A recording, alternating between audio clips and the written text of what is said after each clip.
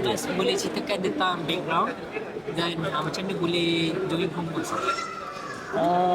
Kalau nak tanya pasal background saya tu, saya memang bukan dari orang kata background e-sport lah. Saya memang orang kata public lah, public. Tapi bila saya tengok ada posting Homeboys yang Abe buat tu, saya cuba nasib je lah. Tengok-tengok dapat kan, alhamdulillah rezeki kat sini. Siapa yang dah contribute ke Homeboys? Uh, Contribution saya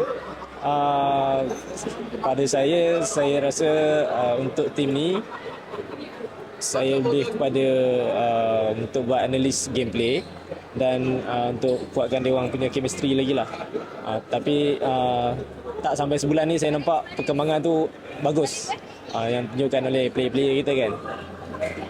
Yes, kalau kata bukan daripada background e-sport, so macam mana Nas terfikir untuk masuk dalam scene professional e-sport ni sebenarnya? Macam mana boleh terfikir mula-mula?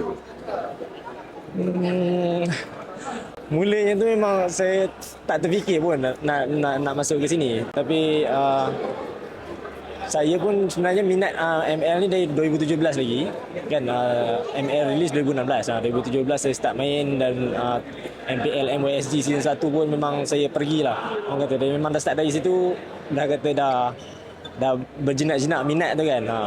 Terus langsung bila ada kesempatan tu orang kata terus grab je lah. Kita tahu kalau nanti scene MPL tu dia lebih tekanan, lebih pressure tu macam mana? Nas dekat-dekat dah bersedia dengan semua benda tu? Kita Homeboys sebuah pasukan yang besar kan? Untuk MPL nanti memang pressure tu ada. Tapi lepas kita tengok performance dekat Piala Esports Malaysia ni, saya yakin lah Homeboys mampu bagi saingan lah untuk at least top 3 dekat MPL nanti.